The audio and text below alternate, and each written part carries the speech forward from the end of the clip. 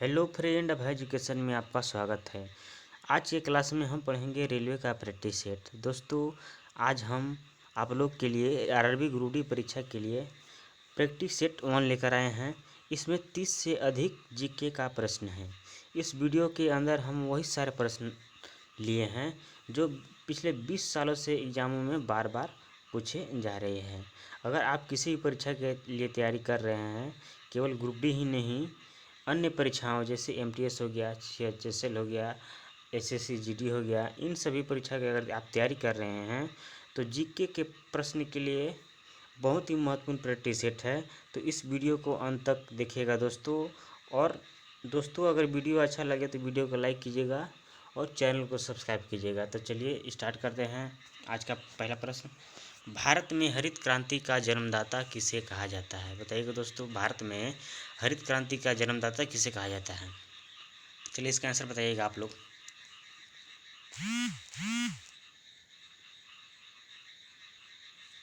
तो चलिए इसका आंसर आप देख लीजिए, option C, doctor M S Swaminathan. M S Swaminathan को भारत में हरित क्रांति का जन्मदाता कहा जाता है।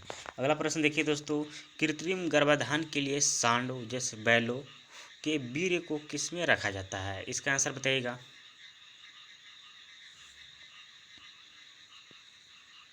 तो चलिए इसका आंसर देख लीजिए, ऑप्शन ए, द्रव नाइट्रोजन में, तरल यानी कि द्रव नाइट्रोजन में रखा जाता है। अगला प्रश्न देखिए, भारत में सर्वप्रथम किस स्थान पर कृत्रिम गर्भाधान पशुओं के लिए आरंभ किया गया? इसका आंसर बताइएगा दोस्तों। चलिए इसका आंसर देख लीजिए, ऑप्शन ए, इज्जतनगर। इज्जतनगर में भारत में सर्वप्रथम कृत्रिम गर्भाधान पशु के लिए आरंभ किया गया है। नेक्स्ट प्रश्न देखिए, टिक्का रोग का संबंध किस फसल से है? इसका आंसर बताइए दोस्तों।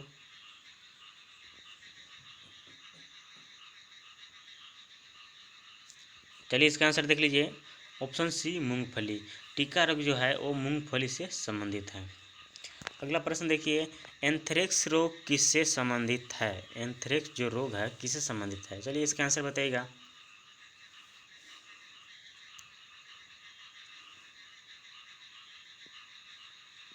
तो चलिए इसका आंसर देख लीजिए दोस्तों, ऑप्शन डी, यानी कि ऑप्शन ए और बी दोनों गाय और भैंस में से संबंधित है। अगला प्रश्न देखिए, अंगूर लता। अंगूर लता किसकी एक प्रजाति है? बताइएगा इसका आंसर। अंगूर लता है वो किसकी प्रजाति है?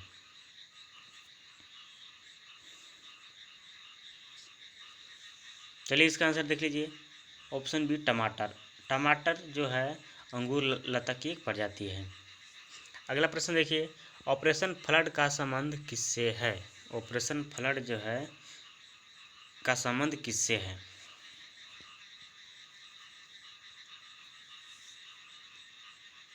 इसका आंसर देख लीजिए दोस्तों, ऑप्शन सी, दूध होगा। यानी कि दूध जो है ऑपरेशन फ्लड से संबंधित है। अगला प्रश्न देखिए, अग्नि निर्जा रोग का संबंध किस फसल से है? किस फसल से अग्नि निर्जा रोग का संबंध है? चलिए इसका आंसर बताइए। तो इसका आंसर देख लीजिए, ऑप्शन बी, सेव। अग्नि निर्जा जो रोग है वो सेव फसल से संबंधित है। अगला प्रश्न देखिए, मुर्गियों को प्रायः महामारी के रूप में कौन सी बीमारी होती है? इसका आंसर बताइए।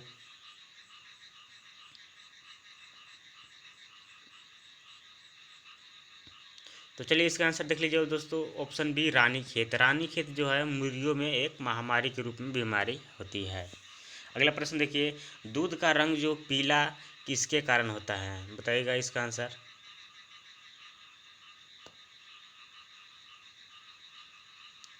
दूध का जो रंग है, चलिए इसका आंसर देख लीजिए, ऑप्शन बी, कैरोटीन। कैरोटीन के कारण दूध का जो रंग है पीला होता है। अगला प्रश्न देखिए, अंत्योदय कार्यक्रम सर्वप्रथम कहाँ पर प्रारंभ किया गया? अंत्योदय कार्यक्रम, इसका आंसर बताइए दोस्तों। चलिए इसका आंसर देख लीजिए, ऑप्शन डी, राजस्थान। राजस्थान में सर्वप्रथम प्रारंभ किया गया। अगला प्रश्न देखिएगा, सर्वप्रथम कपास का संकर बीज किस देश में पाया जाता है? सॉरी दोस्तों, इसका बताइएगा आंसर किस देश में पाया गया है।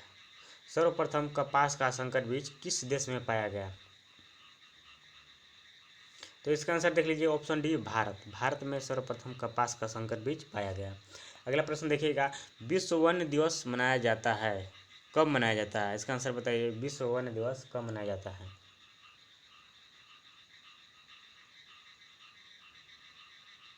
तो चलिए इसका आंसर देख लीजिए, ऑप्शन बी 31 मार्च। 31 मार्च को विश्व वन दिवस मनाया जाता है। अगला प्रश्न देखिएगा, श्वेत क्रांति का संबंध किससे है। श्वेत क्रांति का संबंध किससे है, चलिए इसका आंसर बताइए।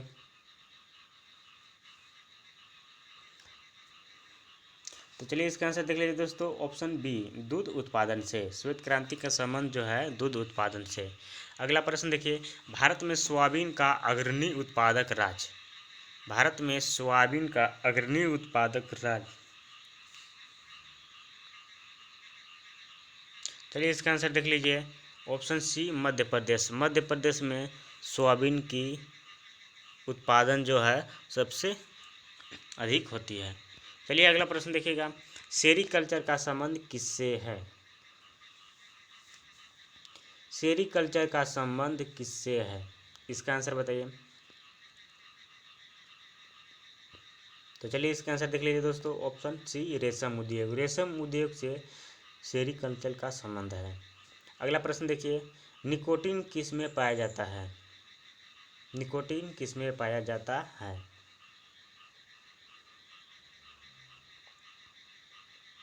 तो चलिए इसका आंसर देख लीजिए दोस्तों, निकोटीन तंबाकू में पाया जाता है।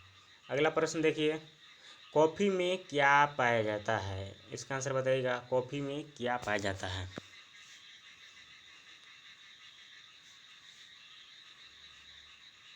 तो चलिए इसका आंसर देख लीजिए, ऑप्शन ए कैफीन। कॉफ़ी में कैफीन पाया जाता है।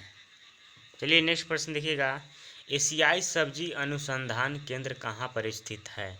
इसके आंसर बताइएगा दोस्तों, एशियाई सब्जी अनुसंधान केंद्र।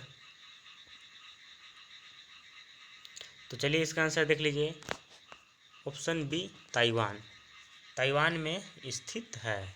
अगला प्रश्न देखिएगा, राष्ट्रीय डेयरी अनुसंधान केंद्र कहाँ पर स्थित है। इसका आंसर बताइएगा, राष्ट्रीय डेयरी अनुसंधान केंद्र कहाँ पर स्थित है।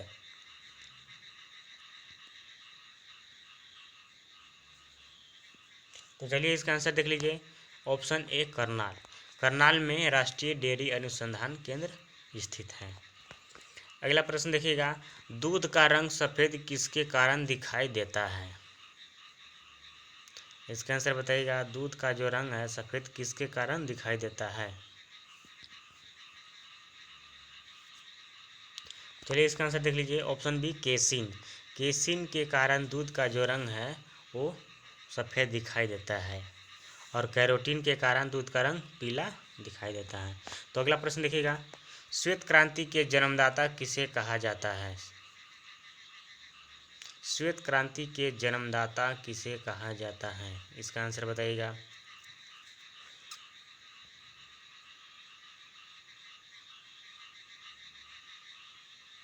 चलिए इसका आंसर देख लीजिएगा, option C doctor Verghese Kurien. Verghese Kurien को श्वेत क्रांति का जन्मदाता कहा जाता है। अगला प्रश्न देखिएगा, चावल को पॉलिश करने पर कौन सा विटामिन नष्ट होता है।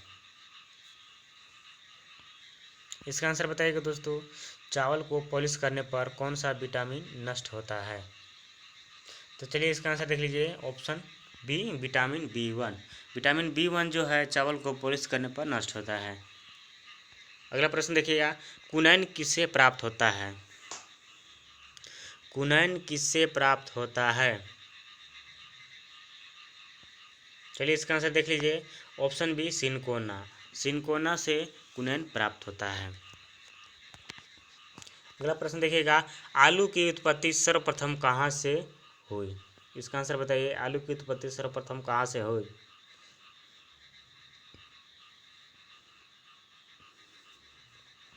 तो चलिए इसका आंसर देख लीजिए, ऑप्शन सी पेरू, यानी कि पेरू चिल्ली।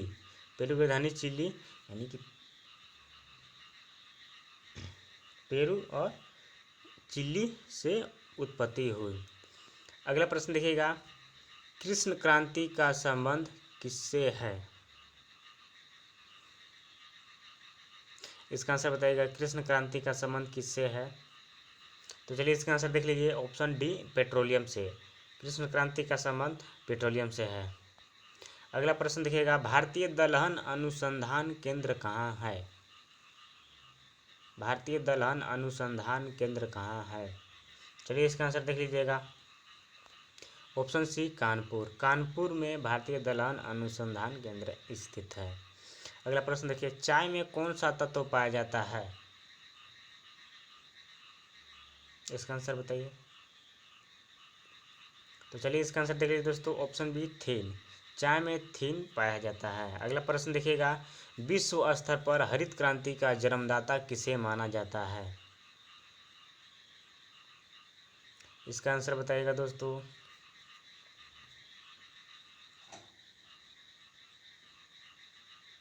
तो चलिए इसका आंसर देख लीजिए, option A Norman Borlaug. Norman Borlaug को विश्व स्तर पर हरित क्रांति का जन्मदाता माना जाता है। अगला प्रश्न देखिए, एपी कल्चर का संबंध किससे है? एपी कल्चर का संबंध किससे है?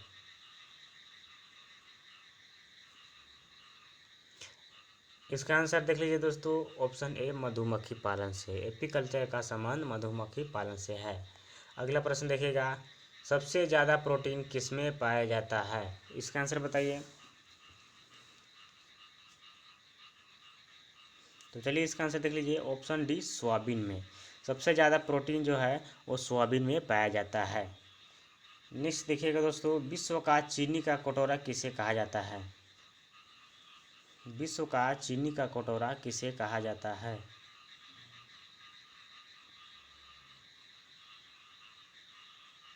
तो चलिए इसका आंसर देख लीजिए, ऑप्शन बी क्यूबा। क्यूबा को विश्व का चीनी का कटोरा कहा जाता है। नेक्स्ट प्रश्न देखिए, गरीबों की गाय किसे कहा जाता है?